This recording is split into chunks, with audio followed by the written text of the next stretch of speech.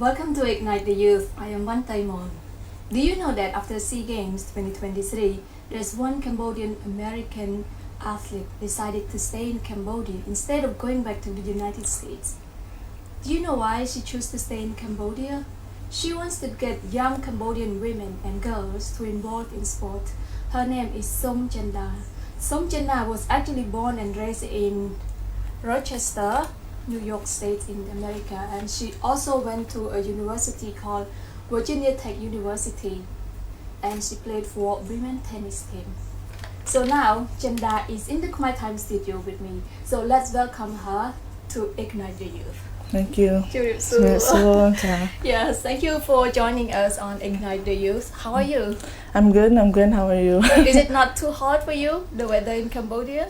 At this point, I'm used to the weather. In New York, it's very cold, but here, after a year, I get used to the hot weather. So, and now it's March, so the weather is heating up more. So, yeah, it's okay. You get used to it, right? Yeah. Okay. I read about you. Mm-hmm. You represented Cambodia at the 2015 SEA Games in Singapore, and also during the SEA Games 2023 hosted by Cambodia, you won a bronze medal. Yes. Very proud of you. Yes, thank you. Can you please tell us, when did you start playing tennis and why? I started playing tennis when I was 4 years old. My family, when they came to the US, all my family, they play sports, soccer, basketball, and then they learn tennis from watching on the TV. And so all of my uncles, they learned how to pahat Khmer. So and then when I was little, I used to join the groups. And at first, I didn't really like to be in groups because I was very shy. I didn't want to talk with other kids. But then one by one, I started to enjoy the sport. And then my uncle, my dad's brother, he trained me ever since I was young. And I used to just train all day. And then when I was 8, that's when I started to compete. I started to travel in the US. And then when I was 15, that's when we contact Tennis Cambodia for me to play on the national team. Yes. Wow. Yeah. And who inspired you to play tennis? I say my family. My family inspired me because given what they've been through, the sacrifices they made to go to the US for better opportunities, I believe that through me, I was given the opportunity to compete and to go higher with sports. For example, my dad was a really good basketball player, but he never got to go to college and to play in college because then he had me and then could not pursue anymore, And so I think this is my way of giving back to them because they made all the sacrifices for me to take it to the next level. So I believe ever since I was young, my uncle, who was my coach, he used to tell me that, I have this gift, I have a talent that I can really go far, especially to be Khmer. I can really, break the barriers and becoming, maybe the first ever to do this, do that. So, that's really what inspired me is my family. Yeah. Did you always want to be a sports star? Yes. Ever since I was young, I always used to dream of, to be #1 in the world, especially, like I said, to be Khmer. I'm always so proud when I was young. In school, I used to tell everyone my parents are from Cambodia, and they don't know where Cambodia is, but I'm always, I speak Khmer. I teach them how to count to 10. Yes. Wow. Yeah, so in New York, so many different cultures, but not a lot of people know about Cambodia.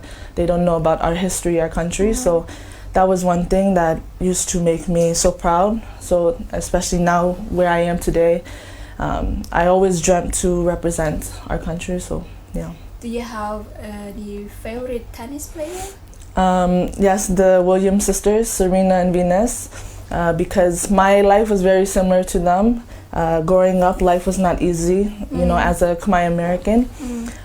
Some people think life in the US is so great, but it's very tough, especially a lot of Khmer families, when we survived, and went to the US, we were in kind of low, middle income areas. And so for me, I grew up in the inner city, and everything that I earned, I had to work very hard to do because tennis is not a cheap sport.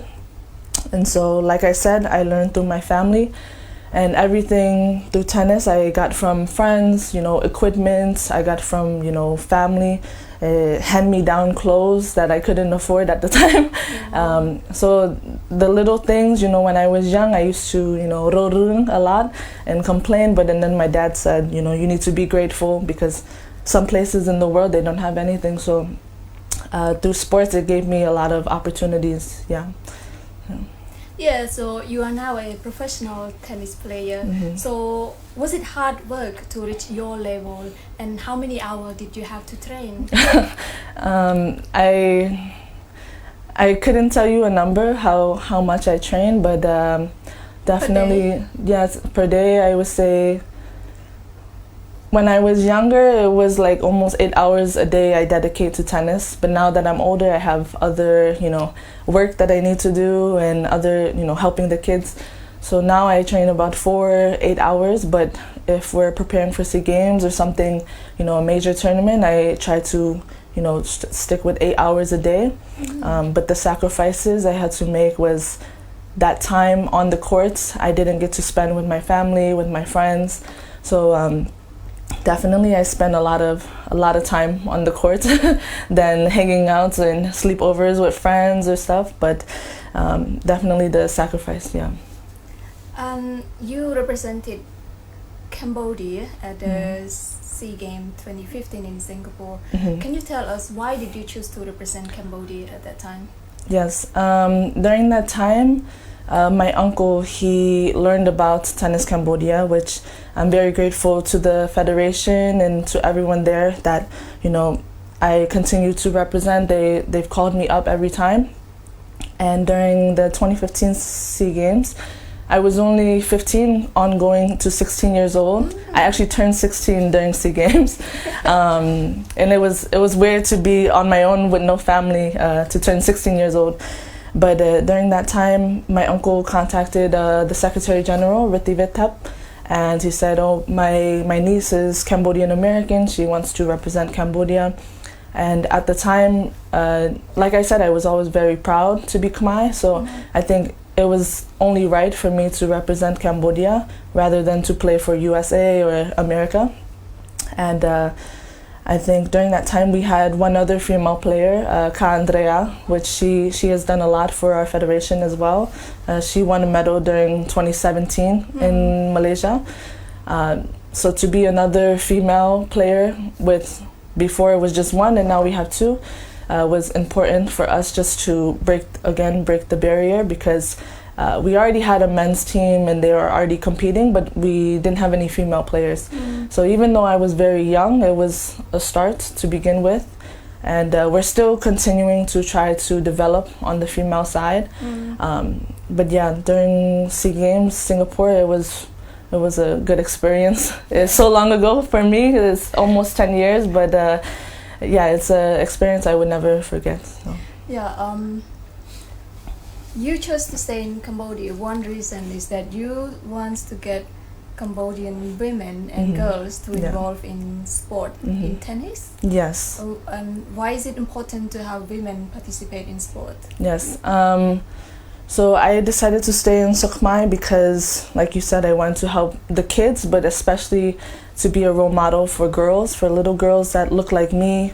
And here I think the attitude towards sports is a little different compared to the US or in Europe or something like that, where in the US we encourage kids to be active, to play sports.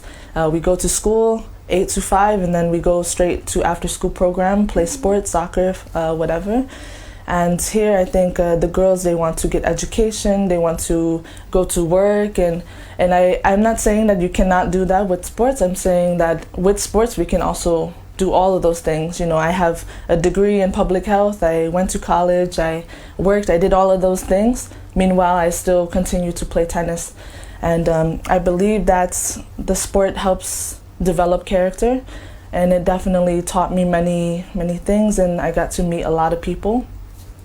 So Through sports, I believe that the girls here in Khmer, I want to change the stigma and the attitude, and to show that we can offer many opportunities, not only just tennis, but every sport in general. We were just talking about this, where when you like drive on the roads, you see only the billboards of just all the male athletes. There's no female athletes. I would say maybe,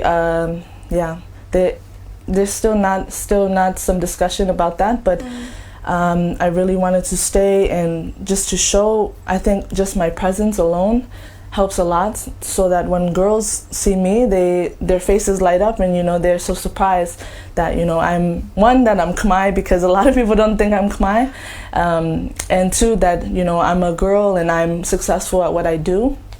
And so it definitely, when I stayed here, it changed a lot of attitudes. So yeah, nowadays do you train women to play tennis? Yeah, so I recently, in January, I took our 14 and under team to Vietnam, and I actually was the only female captain representing on behalf of Cambodia. And we had two girls from the province, one from Battambang, one from Siem Reap. So in Phnom Penh, we don't really have a lot of female players, but we definitely have a lot in the provinces. But that's what we're trying to work towards, is getting them access to come to Phnom Penh to train, get better training opportunities. But yes, I definitely, I spend a lot of time with the girls when I do have the chance to, and work on their development and everything. Yeah. Have you seen any talented Cambodian yet, or we still have to wait a little bit? Yes, I've seen a lot of talent, actually. Like I said, in the province, I believe that we have so many Khmer kids with so much potential that I don't think they believe in themselves. Sometimes when you're young, you play sports and you just kind of play to play, but then you don't have the dream of, maybe I want to become professional, because maybe you think it's not possible. But that's our purpose, is to give these kids a chance, give them an opportunity, and the main thing is to believe. And I think that's what's helped me when I was growing up, is because I didn't have any Khmer, female figure to look up to, but I always was a believer that I can do it. So if I can do it, then they can do it. So. But how can you get them inspired by you? Like, you just show them what you're doing, or you talk to them as well? I talk to them. I've given many lectures in Khmer. I attempt to speak 100% in Khmer. I had to do some Google Translate sometime, but for example, in Vietnam, we had the tournament in January, and our girls, they were practicing in the province, and the level of the training is maybe not as, intense as how we train in Phnom Penh, because here we have the federation, we have all the national players, but when we go out to international competition, they're a little, scared, like me and Pai. And I said, when you go out there, like, forget everything, you just go lane sabai. I always tell them, just go out and have fun. And because nobody, at the end of the day, you're just here for the experience. I told them I don't expect nothing from you, but just to have fun and just to give your all. And, from a person like me, especially because I come from the US, I relate to them, because the way that I grew up was a little different, yes, but the path, the struggles is almost similar. They kind of reflect. Growing up Khmer, my mom told me all the stories of, I think every Khmer person, we all have big hearts, and we have grit and determination. And I believe that our kids just need to find that little spark in them to just go for it. And when I talk to the kids, they really appreciate from me, because even though I've succeeded a lot in my life, I don't ever think myself higher than anyone. So I kind of talk to everyone almost like they're all my little brothers and sisters, because I want them to win as much as, maybe they don't feel it, but I want them to win maybe more than they want to. So because when they win, then I win too, so. Yeah. Have you ever feel discouraged? Discouraged? Yeah. No, I would never say discouraged. Maybe I would say I would like to see more from them. But a young age, you cannot get upset at the kids because everything's learning process. Even now at this age, at my age, I'm 24. You know, some day I have good days, some bad days, but I think everything all, you know, works, and at the end you cannot get too upset at yourself because, you know, every day is just nobody's gonna remember it. So I tell the kids, you know, the main thing always was to have fun, and that's something my uncle has taught me. So yeah. So now you live permanently in Cambodia or in America? Now I'm in Phnom Penh, yes. So I'm here training and also helping with the junior development, and kind of doing a lot of things, everything. But the main thing is to try to help our federation, Tennis Cambodia, try to get back on track, because from COVID it kind of hit us a little bit with the development.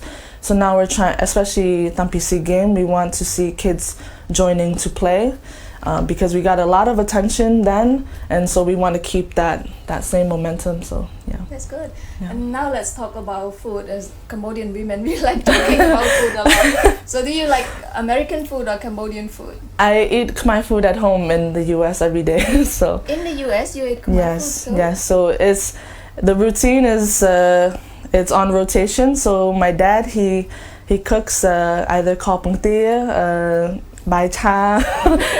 On special day we took a teo, or banchel. But my favorite is pahok. Pahok chinchram. Pahok da pung tia sachru. I don't know what they call in Khmer. Pahok chum hoi. Yes, it's like prai, because I like prai. Yes. Okay, people are surprised by that. Yeah. Okay, so to be a good tennis player, do you have to have a specific body shape? No, you do not need to have any. Yes, I believe that all shapes and sizes can do whatever, anything that you put your mind to, you can do it. So I believe everybody can play. Yes. And what makes a good player in your opinion? I think in all aspects, it's especially with tennis, it's more mental than physical.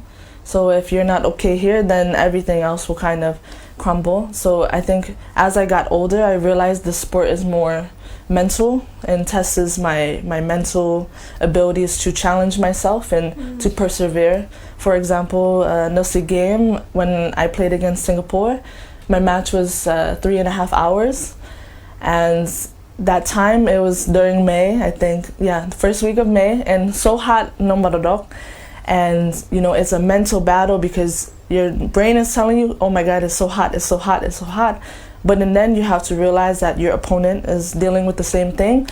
So I think fighting yourself and then having to get out of yourself and then, you know, ultimately compete is the biggest thing. So yeah. Mental. How can more young women get involved in tennis, and if they're interested, who should they contact?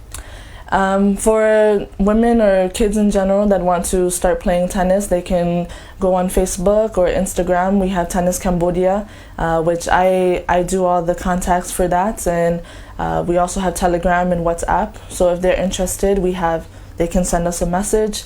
And we also have a junior program, Star Olympic, that we have during the weekdays for kids. And we're also opening school programs after school. So is it free? Those programs are not free, but we are working on trying to have a better accessibility for all kids. Yeah. Okay. You mentioned earlier that tennis is an expensive sport. So how much money does it take to get involved in tennis? I believe that question is difficult to answer, but that is our goal as a federation, is to we understand the economic situation of Khmer, that our goal is to make tennis accessible. So if you see our federation, a lot of our players, they come from, you know, very tough situations, but we give them hope. So that is the reason why it's all a working system, that we ultimately give back. So everything that we do, we give back to the kids that are in need. So we have the kids in the province, like I said. We give all the equipment and the gear, shoes, balls, everything free to them. So everything that we earn, we give, and we also get support from the International Tennis Federation, which is ITF. They give us some equipment, some rackets. So the biggest thing that makes Tennis Cambodia distinct from everyone else is that we look at everyone all equal, and we try to make the sport accessible, because we know that it's a high, it's a hard sport to maintain, especially when you need to buy the equipment and everything. So that's one thing that makes Cambodia different than all the countries. So okay, so do you have any message for young women in Cambodia? I think my message to all the young Khmer girls and the Khmer women in Khmer, I would like to say that anything that you want to put your mind to, anything that you want to do, your mind is more powerful than you think, and you can do anything that you want to achieve. So, yes. Thank you so much. Yes, thank you. Yeah. I really appreciate for your time. I really enjoyed the conversation with you, and I hope our audience would enjoy it too. Yes. Thank you again. Thank you, Akun. And thank you for watching us. So we'll see you again tomorrow. Goodbye.